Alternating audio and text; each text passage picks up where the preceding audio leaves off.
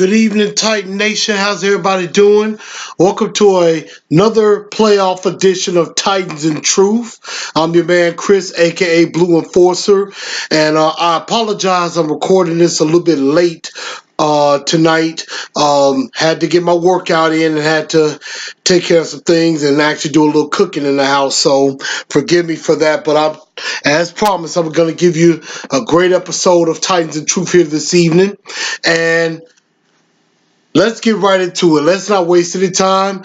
What a great win against the Kansas City Chiefs. We come back from behind, come back from 18 points down from 21-3 to come back to win 22-21. Of course, I explained a lot of that in my recap video from Sunday. And I mean, I was just very proud of this team, very proud of Marcus, the toughness he showed, the resiliency this team showed. Derrick Henry had a monster game. The defense had a great second half. Now, I think a lot of it was that Travis Kelce got knocked out, but I think that had a little bit to do with it. But I think in the second half, we began to take control of the game. The defense pitched a shutout, and it was just a absolutely fantastic second half. Just got to keep my electrolytes. But I mean, it was just a terrific performance all the way around the second half. I kind of wish they had started off that way in the first half, but we ended up getting the win on the road nevertheless.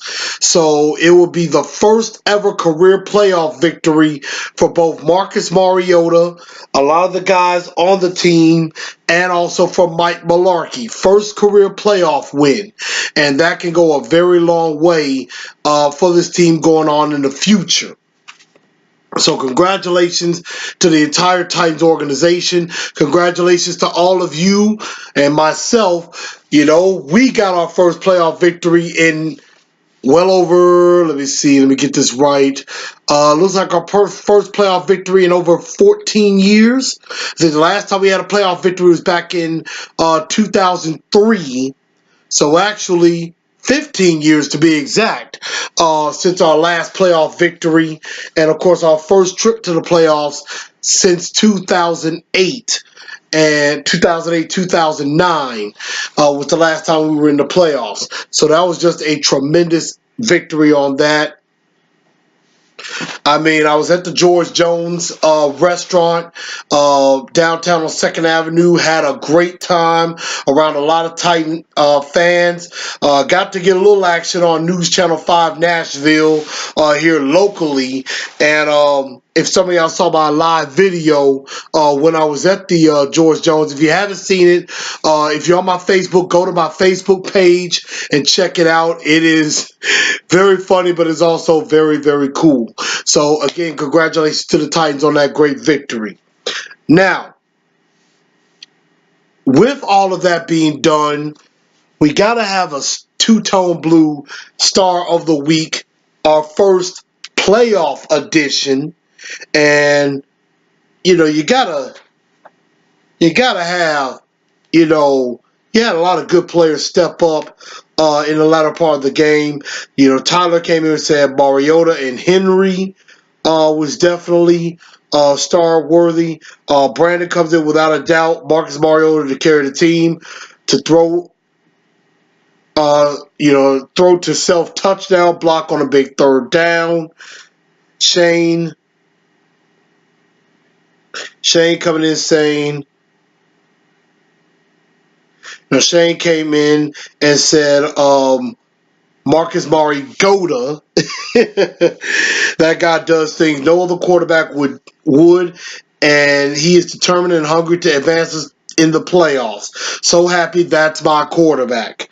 I definitely agree with that, and without a doubt, you got to give it to Marcus Mariota, and I'm going to say two-tone blue stars of the week along with Derrick Henry. I mean, both of them were substantial in what they did in this game. Marcus, of course, throwing for 205 yards. He had 2 touchdown passes, a big one to Eric Decker, and then one on that crazy play where he was running. He was, just trying to get away, keep himself alive. He throws the ball up. Darrelle Revis knocks the ball, bats the ball down. Marcus, with the wherewithal, not giving up on the play, catches it himself and dives in for the touchdown. That is the first time Marcus Mariota has thrown and caught a touchdown at the same time. So it would be a Mariota to Mariota touchdown pass.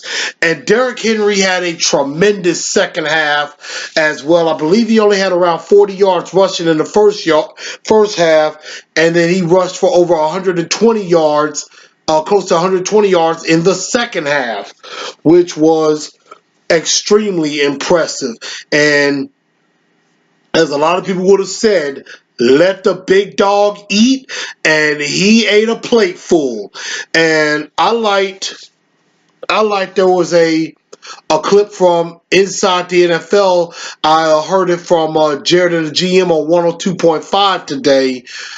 And basically it was Marcus basically saying to his team, he's like, we're about to win the damn game. We're about to win the effing game. And I believe it was either Ben or Taylor Lewan that was like, lead us there, 8. Lead us there. And so, you get to see that passion out of the quarterback, which tells you we got a leader. And, he leads more by action than with words. So, Two-Tone Blue co-stars of the week, Marcus Mariota and Derrick Henry. This Powerade is awesome, y'all. And now we go to the Dunce of the day. And there are some worthy nominees for that as well, because there were some mistakes made early on in the game. I would say Cyprian for not playing well on Travis Kelce, even though he did put the hit that kind of knocked him out of the game. Tyler comes in and says Adoree made too many mistakes. Brandon comes in and says Jackson for muff punt. Come on, man. I see that. Shane basically says Dunce of the day, Decker. 1 or 2 more drops in this game, and it's just unacceptable with the magnitude of the game. I'd say Adoree, but the Chiefs didn't score on that turnover. I definitely agree. Decker really had me upset early on. Decker really had me upset early on in the game because he had dropped like his 4th pass in 2 weeks. He dropped 3 big passes in the game against the Jaguars, and then, he dropped a big 3rd down pass in the game, but he redeemed himself catching that touchdown pass to go ahead and eventual game-winning touchdown pass from Marcus in the early part of the 4th quarter. So he kind of redeemed himself. Adoree, I agree. I think he got burned on 1 touchdown, if I'm not mistaken. And then he muffed the punt. That was just a horrible sequence of events. First, they got Brandon Trawick for running into the punter, and so they got the punted again. He got him for running to the punter. That should have been a 1st down for the Chiefs, but they had offsetting penalties. So we kind of got out of that.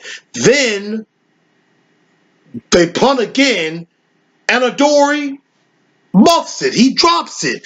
That is inexcusable. I'm like, Adoree, come on. Early on, you weren't making mistakes. Now you're starting to make mistakes in the latter part of the year in the playoffs. That's not necessary. That's not needed. Now, luckily enough, on that drive, we only held them to a field goal, which they missed, and that was the major turning point of the game, which I think helped us win that game. But that was a major mistake by Adoree Jackson, and unfortunately, for the first time this year, Two-Tone, the dunce of the day has to be my guy Ajax. Love Adoree Jackson. I think he does some good on defense, but he has not done very well in the punt return game in the later stages of the game of the year, and he's really going to have to clean that up, especially with this game coming up as well. Now, with that being, now that we've given out our awards for the day, it is time now for Pick My Brain. Pick My Brain. And, PMB is always a favorite to a lot of people. And I'm going to go ahead and get right into it. Shane beat me to the punch, days early, which was good. I was glad to see that. And he gave me a few questions. First off, he says, from 1 to 10, where's your confidence level at going to face the Patriots? I'm going to say my confidence is at about a 7.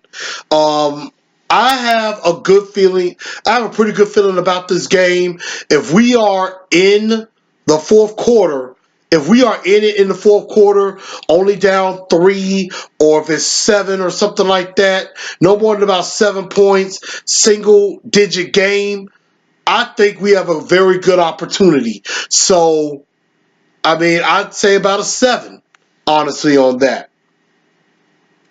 Do you feel confident Mularkey will be here at least another 2 to 3 years? I don't know. That remains to be seen. I think what's going to happen is, unless Mike Mularkey walks away on his own, they'll probably extend him a year, see how they do next year. I think if they do pretty good next year, then I think 2 to 3 years is possible. I would say 2 years. But if they're bad out of the gate or they're struggling midway through the season, I could see JR pulling the plug mid-season. So I could definitely see that being a possibility. But I would say it depends on how next year starts out. I would say I'm not as confident. I would say at least another year, definitely. If we win the Super Bowl, should we really be mad or upset at any of the coaches? I say no matter what, I'm pissed off at Robisky. Y'all know how much I can't stand him. Y'all know how much I just think his archaic way of play calling this offense is garbage. So, I would still kind of want him gone.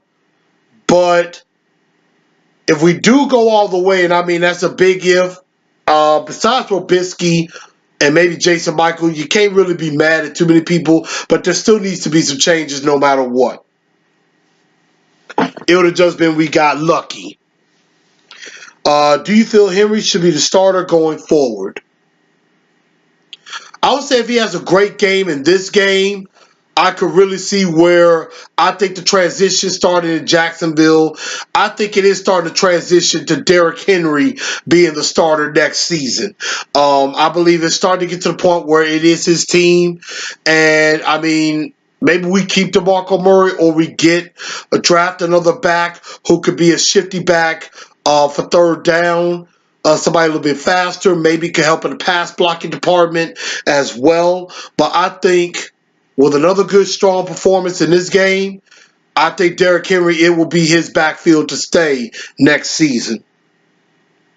Do you feel our defense is better than any that the Patriots have faced to this point? That is an excellent question.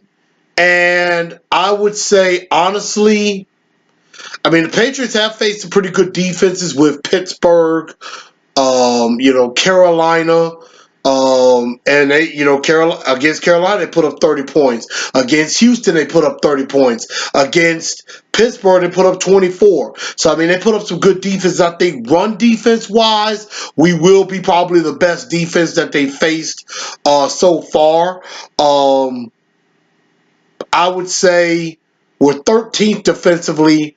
I think they've played some better defenses, but I think the type of defense that we're going to bring is something that they may not expect because they probably wouldn't expect us to play as well on D. But I think we can bring it. And what is the main thing we'll have to do to slow down the Patriots' offense? That's something I'm going to get into in my Blue Enforcer 4 points to victory. I think there's a way we can slow this offense down, and that is something I'm definitely going to get into. So hold tight for that one.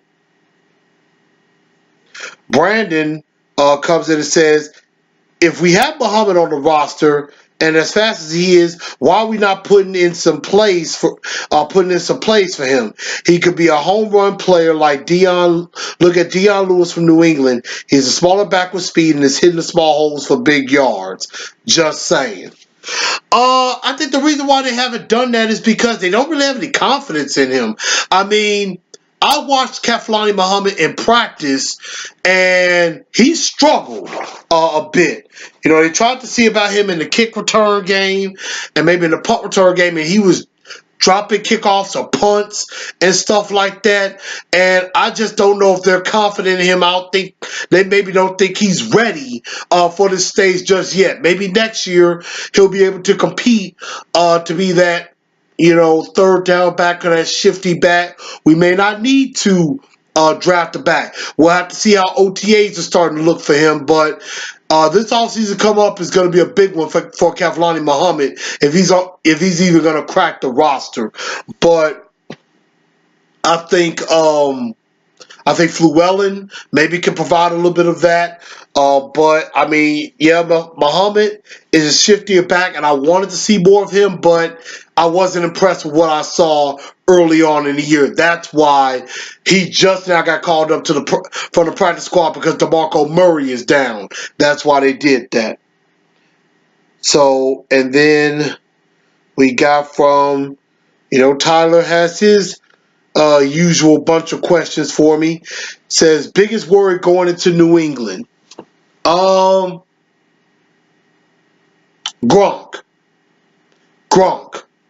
Enough said. Gronk and Brady getting the ball out quickly.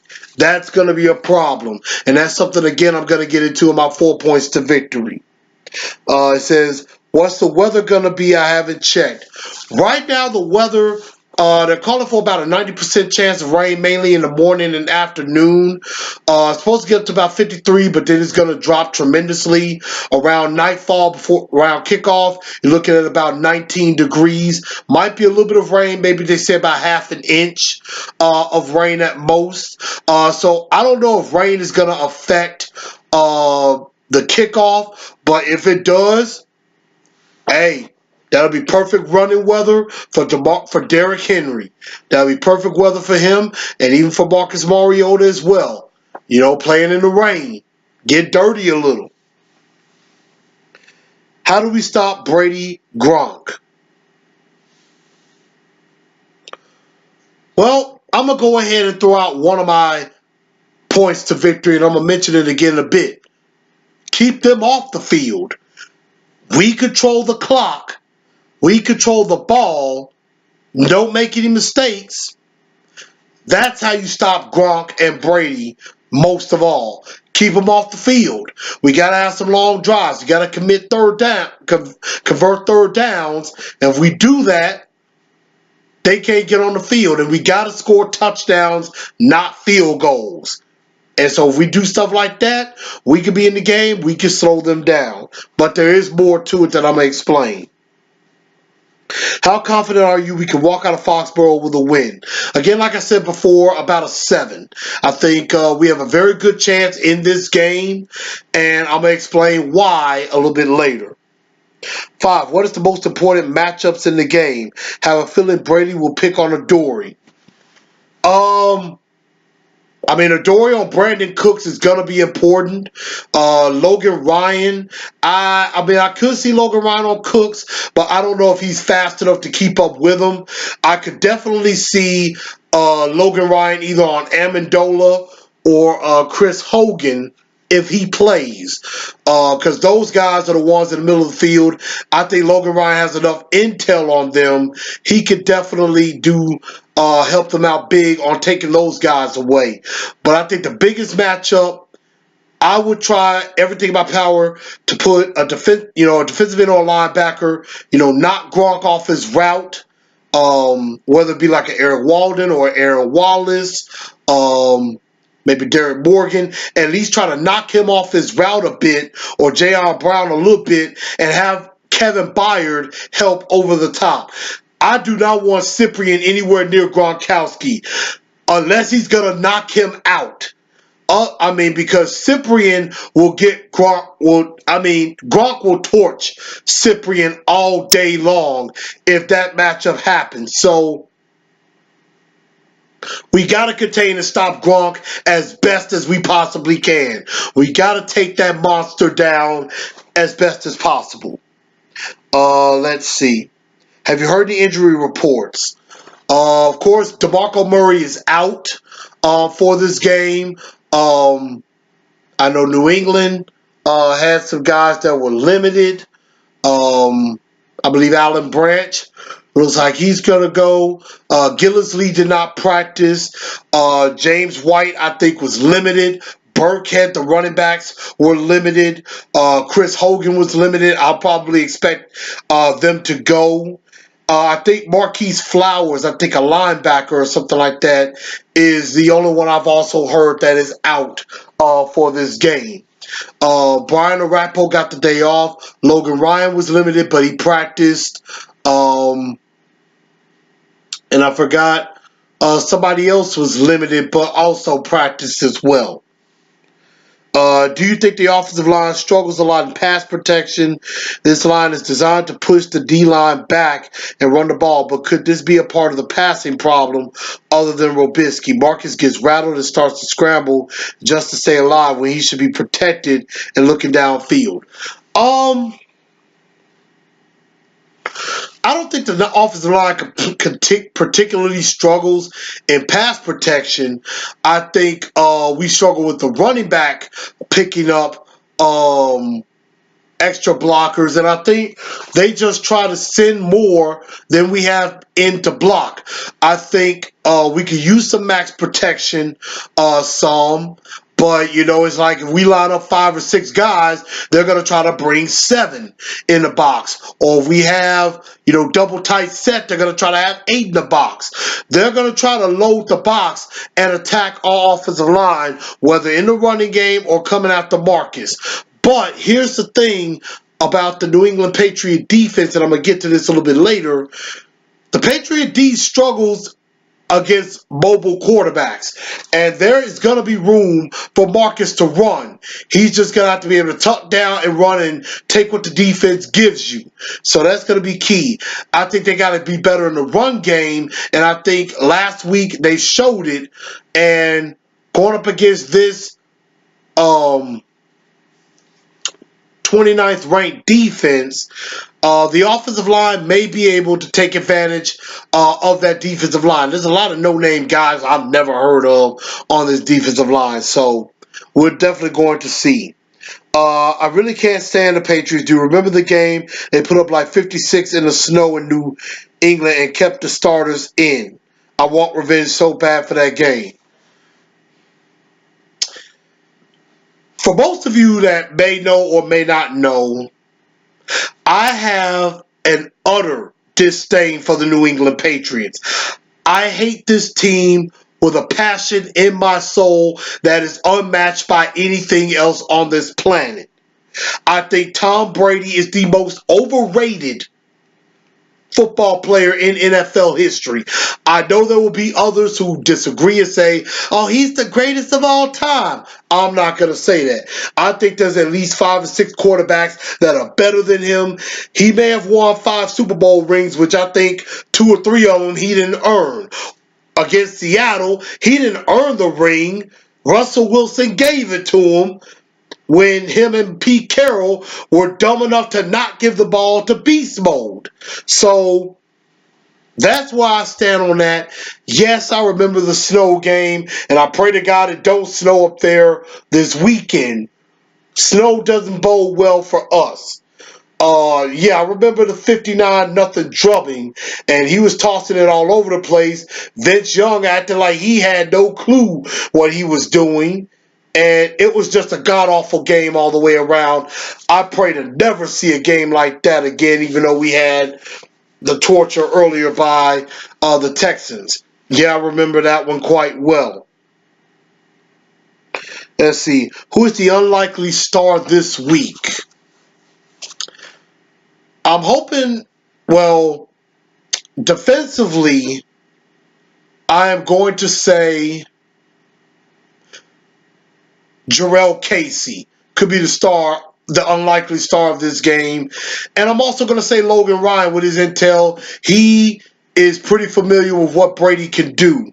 So I think those two guys could be very instrumental in how we attack that Patriot offense. On the offensive side of the ball, I think Jonnu Smith could be a hero. Jonnu Smith, or I would say, I would love it to be Corey Davis. I think they're going to try to take away the running game and Gronk and Delaney Walker. You're going to have to win some battles on the outside. And, they got Malcolm Butler and Stephon Gilmore. Gilmore is not that great for the $14 million they're paying him. But, we're going to have to win some matchups on the outside. And Corey Davis, this could be a game he finally breaks out. I'm waiting for that. I've been waiting for that all year. I know a lot of other people, especially the media, have just given up on Corey Davis, think he's a bust. I don't think so yet. I'm not giving up on him. I think he will become a bona fide number one receiver. So I definitely see that happening. Lastly, do you think Mularkey and his staff can out-coach Bill Belichick and his staff? No one's been able to outcoach Bill Belichick in any way whatsoever. I would say I think Dick LeBeau has a shot to outsmart him, especially on the offensive side. Defensively, I know they're gonna do everything in their power to show Mariota some things he has never seen before, and they're gonna try to confuse him as much as possible. And Marcus is going to have to be resilient. He's got to be smart. And he's going to have to, have his feet moving. So if the pocket collapses, he can go in and take off, run, get some yards. Or just extend the play until somebody gets open. So, no, I don't think Mularkey will be able to outcoach Belichick. But I do think Dick LeBeau maybe could outsmart Tom Brady. He's beaten him twice before, so I think that is where our only hope lies. Let me see. I'm trying to see if I have any other questions.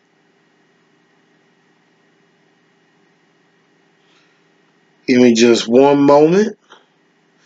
But it doesn't look like I have any other questions. But I do thank everybody for the questions and everything on that. And what we're gonna do is we're gonna give a word from our sponsors who are big supporters of Titans and Truth. First off, Rose Jewels Boutique, and Miss Allison Conley makes some terrific jewelry for both women and men. She can make it to the style that you like. She can make it to a style that represents you. If you want some particular charms, like for example, I had a bracelet, a beaded bracelet made for my wife, and had some charms that represented her. Had a little health symbol charm, as well as a clef, like a music note charm, as well as a charm representing her sorority and things like that. So things that represent her, and that's something that Allison does very well with Rose Jewel Boutique. And definitely check her out on her Facebook page and let them know that Chris of Titans and Truth sent you. Check it out, fellas. If you also want a beaded bracelet on your hand, on your wrist, or maybe a good cool beaded necklace around the neck or whatever, you could definitely do that too. So she can make stuff for anybody, and makes it of high quality and a lot of class, and she'll ship anywhere. So definitely give her a look up on Facebook under Rose Jewel Boutique, or on Instagram at Rose Jewel Boutique. That's ROSEJEWEL JEWELSBOUTIQUE. You can definitely look her up. Also, Craft Gasmet Creations also is a big sponsor of Titans and Truth. As you can see, my cousin LaCrystal Cleveland has this Titans and Truth hoodie made, and this was something that I wore. I wore something like this to an event back in Memphis that I got made, and so it has all my information on the back, ways you could get in contact with me, the website, and everything. And I mean, she did an incredible job on that. If and it's reasonable, I believe it's $20 for t-shirts, $25 for either sweatshirts or hoodies. Give her a look on her page as well. Craft Gasmet Creations, LaCrystal Cleveland on Facebook. Also at Craft Gasmet Creations on Instagram as well. You can see her work. You can message her either on Facebook or Instagram. You know, tell her Chris of Titans of Truth sent you, and tell her you want one of those shirts. I know some people have talked about wanting a Titans of Truth shirt. Well, you can order that or the sweatshirt or anything like that. So you can definitely order that. And it's incredible. I like the hoodie. It felt comfortable on me. Same with the sweatshirt. I feel good wearing it. So definitely check her out there. And so I thank my sponsors for their support. Now, before I get into the 4 points to victory, I know I probably shouldn't even waste time talking about this, but I am, because it has me even more fired up than I've ever been. I'm pretty sure some of y'all have heard a lot of the things that's being said out of the Boston Globe, from the Boston media, especially one in particular, Dan Shaughnessy, who probably, if you look him up on Twitter, he looks like an old ugly version of Will Ferrell. And I mean, he's a glorified fanboy of the New England Patriots. I mean, he's just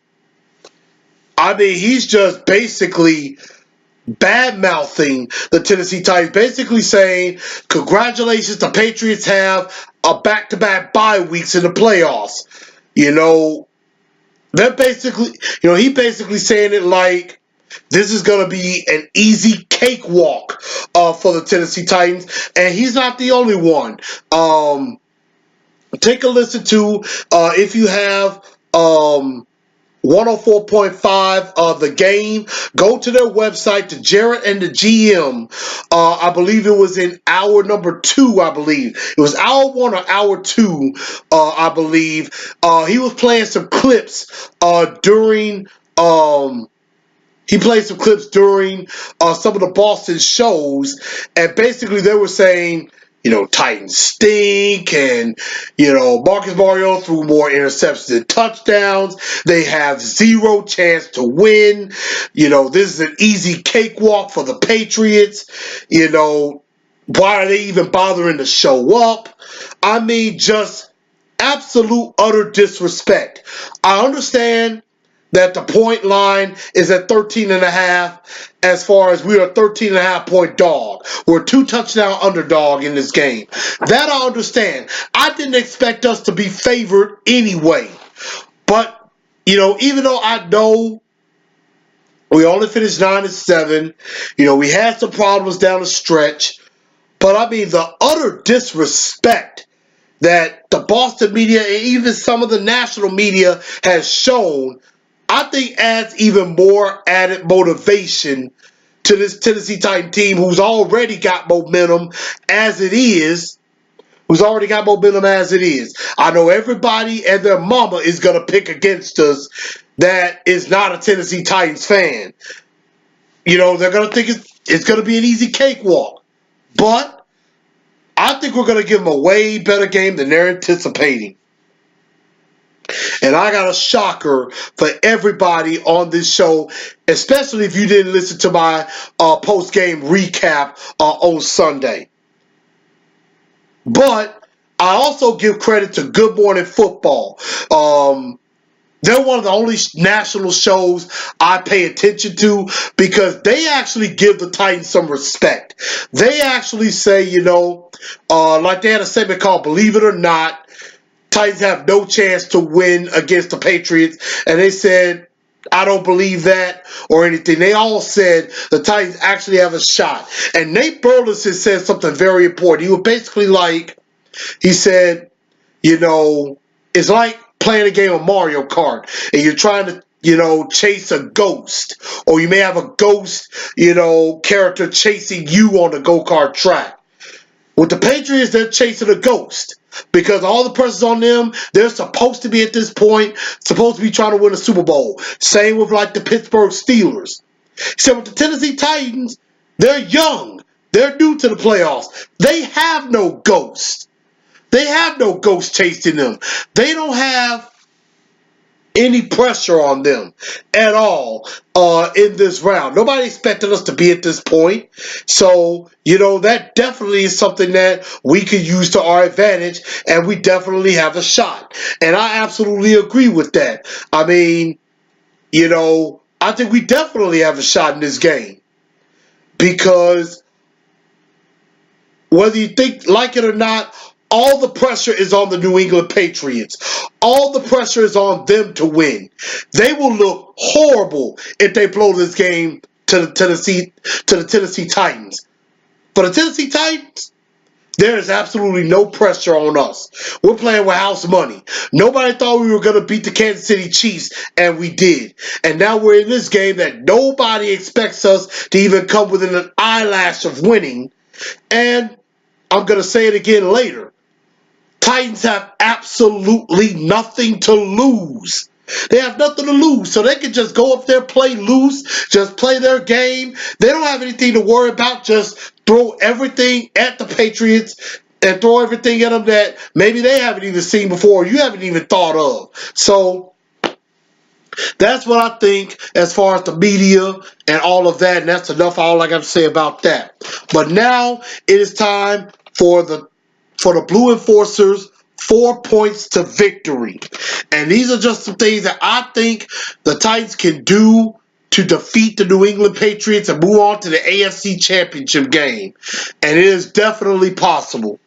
First thing on offense, and I mentioned this earlier, the best defense against Brady and Gronk is a good offense. Sustained drives and, drives that are 5, 6, 7 minutes long, and they have to end in touchdowns. So we have to control time of possession. We got to control that. Let the big dog eat. Derrick Henry is going to have to run the ball, even if they know we're going to run the ball at them. They're probably going to stack the box with 7, 8 in the box. We still got to be able to run the football as best as possible. I don't think the New England Patriots have seen a back like Derrick Henry ever before. And I think he can run over some guys. They're 20th in the league against the run. So I think there's some chances that we can run the ball on this team. Unleash Marcus. Let Marcus do his thing. Whether it be in the regular offense or the no huddle. Let Marcus loose. Some read option is possible. I would say about no more than about 3 designed runs for Marcus. And if Marcus sees that the pocket is collapsing, if there is an alley, go ahead. Run. You can run against this defense. They've had trouble with mobile quarterbacks. I went back and looked at the game against the Houston Texans, where Deshaun Watson has the room to run, and he was able to keep plays alive. Same thing with the game against the Carolina Panthers and Cam Newton. They have issues against mobile quarterbacks, and that is something that I know Bill Belichick is going to try to take away. But When they try to do that, somebody else is going to have to be open. They're going to try to keep Mariota in the pocket, maybe have a spy on him as well. But that tells you if they're going to spy on Mariota, that's one less guy that's going to be covering somebody. So somebody may break open. And one thing that we got to do offensively and even defensively, attack, attack, attack, attack, attack. They have got to attack this Patriot team. Have no fear. For some of you that are wrestling fans, if you've ever heard of a promotion called Lucha Underground, there's a wrestler, his name was Pentagon Dark, and he basically says, he'll say it, and I'm going to say it in Spanish, Mi nombre es Pentagon Dark, cero miedo. In English, that says, my name is Pentagon Dark, zero fear. That is exactly what we have to have. Zero fear of this team. And we have just got to attack them on both sides of the ball. Offensively, keep going at them. Because if it's a close game midway through the third quarter, if it's like 17-14 or if it's 20-17 midway through the third quarter and we have the ball, we can pound and wear them out now. We can pound on them and we can go to work on them. They're not going to want to tackle Derrick Henry in a close game late in the third or in the fourth quarter. They're not going to want to do that. It'll be the exact same thing that happened with Kansas City. We'll be able to try to wear them down. So attack, attack, attack. And second point, the receivers have got to step up because they're going to try to take away Delaney Walker as much as possible. Corey Davis needs a big game. Rashard Matthews needs to show up. They need to let Taywan Taylor on the field some. And Decker, for the love of God, just don't drop any balls. You need to not drop some passes. And I think where they can attack is, once again, the middle of the field. A lot of players have had success. A lot of teams have had success attacking the middle of the field of the Patriots defense. No Dante Hightower in this game. And they really don't have a lot of big-name guys on their defense. So, the middle of the field might be for the opening to where they can attack this New England Patriots defense. Corey Davis, Rashard Matthews, they're going to have to win some one-on-one matchups. If they can do that, the Titans have great chances of being successful. And you got to turn in touchdowns, not field goals, especially in the red zone. They're very decent in the red zone, and they are fifth in the league. I think they were fifth in the league in points allowed. So, they give up yards, but they don't give up touchdowns. We have got to convert touchdowns. We have got to convert points, especially in the red zone. Cannot be held to 3. Point number 3, and this is going to the defensive side of the ball. Get after Tom Brady. He's going to try to get some quick releases. He's going to try to throw the ball in about 3 seconds or less. But if it's me, I am launching an all-out assault. I am launching an all-out attack on Tom Brady. Hit him early, hit him often, sack him as much as possible. I want some kill shots on him.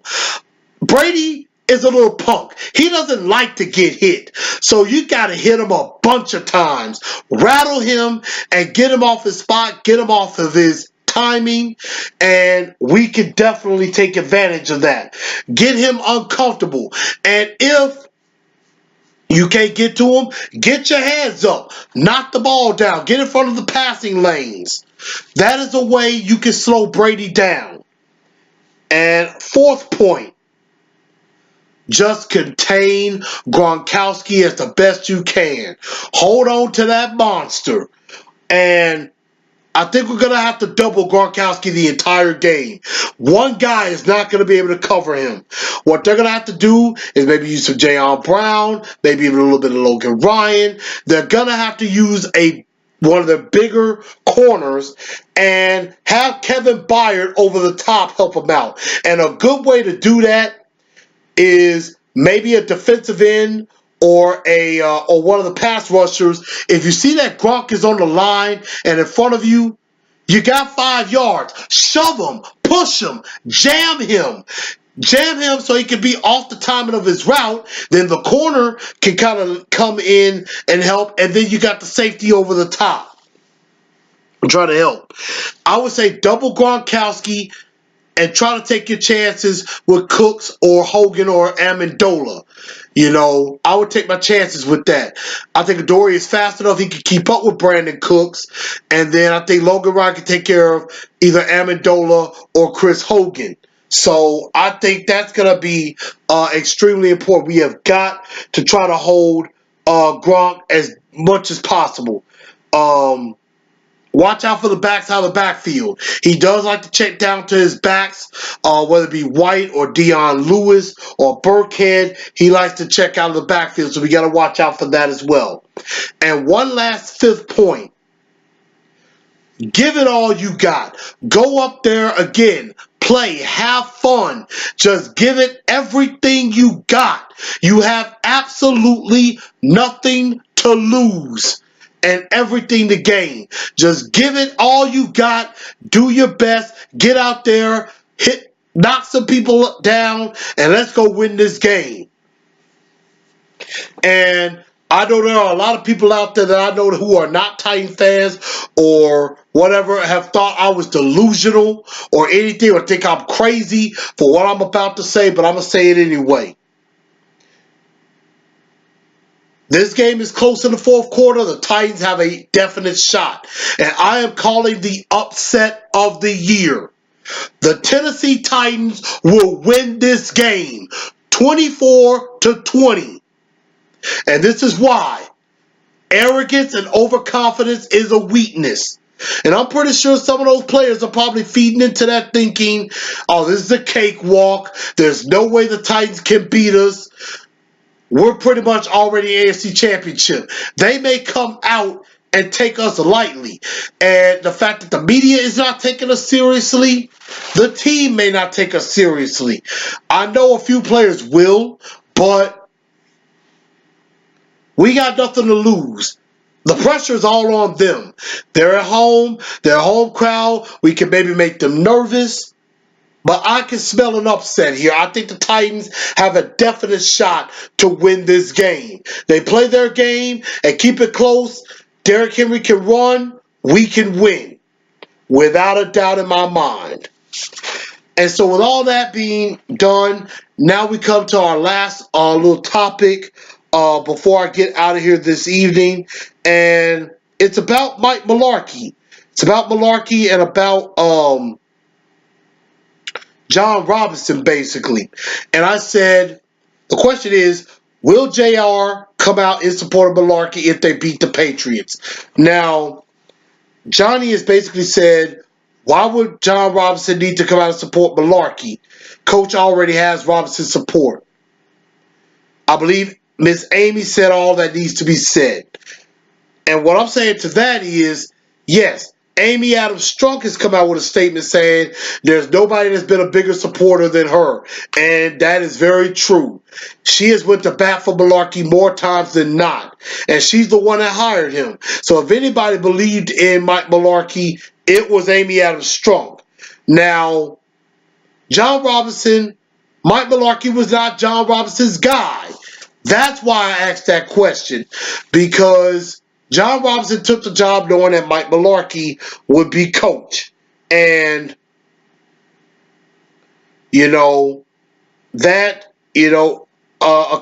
a GM might be like, hey, I'm trying to get my guy in here. I want my kind of coach in here. So that is why I think I've asked that question out there.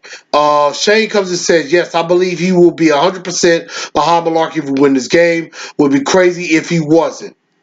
And again, I agree with that. I think he'll definitely be behind them if they win that game. Excuse me for that, y'all.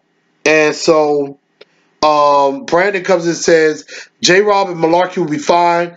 After game, it will be squashed. Good point there. Definitely agree. I mean, I think they'll be fine no matter what.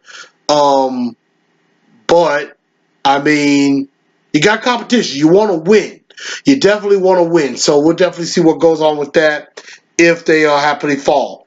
Tyler comes and says JR is probably just going to follow Amy Adams' decision.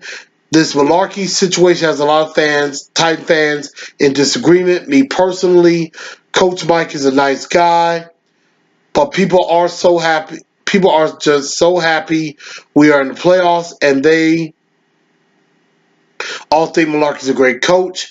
We had one of the easiest schedules this season, and so many big-name players were hurt, and yet we have to hope and pray we made it into the playoffs. We should have won the AFC South and walked into the playoffs not limped. Robisky and Mularkey doesn't use all the talent on the field, but I say once again, I trusted John Robinson. Amy Adams Strunk is the owner, and so what she, so what, let's see, what our vision, she was our version of Jerry Jones. Mularkey out, Robisky out, quarterbacks coach out, West wide receivers coach out. And so,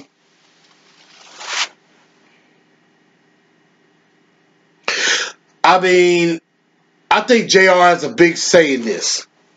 And if he feels that Mike Mularkey is not his guy, he'll go get his guy. But I do think Mularkey will definitely return next year. Now, the schedule part, I agree with. I mean, you had an easy schedule, no Deshaun Watson, no Andrew Luck. You had ugly Blake Bortles, yet you couldn't win the division. And, you know, that is a sheer disappointment. Yeah, I think in a lot of people's eyes, they overachieved. For some, I think even Taylor Warren said we underachieved this year. We should have had the South in our hands. So I think that these two will be on board together. I think they're on the same page. They know what's up, but some changes will have to be made. And one other thing that I'm going to say before I do leave this evening is, there is a definite thing going on with the Tennessee Titans. Basically saying that when we get around the table and we have a feast, Willie Ortiz's teammates about their plant-based diet until he joined about a month ago. The everybody making plays, everybody's healthy. Basically talking about Derek Morgan and his vegan diet. And basically saying, that it's helped him a lot of players on the team a lot. And, when they eat heavy, they feel sluggish. But Dante Hightower, not Dante Hightower, Derek Morgan and the guys using a vegan diet, which is very, very important and could definitely help. With, MTPRC is the name of the place. And that's just what I got to say about that. I think eating right is very important. But that's all the time I have for this evening. Definitely make sure you enjoy this show. Comment, share this show out. I will have this up and then give you guys a chance to enjoy yourself. So this is Chris of Titans and Truth. Hoping my upset comes true, and I'll be able to come back on here and tell some other people I told you so. Titans and Truth, out.